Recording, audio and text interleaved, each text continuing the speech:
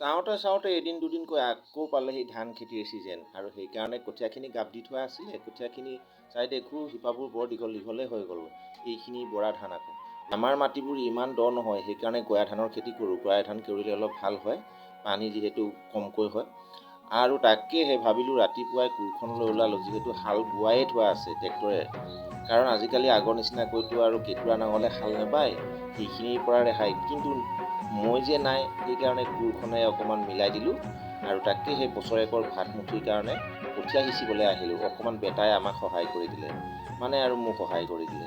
তাকে সিঁচি লওঁ বুলি ভাবিলোঁ, সিঁচি কৰি আৰু ঘৰলৈ আহি ভাগৰে লাগিলে।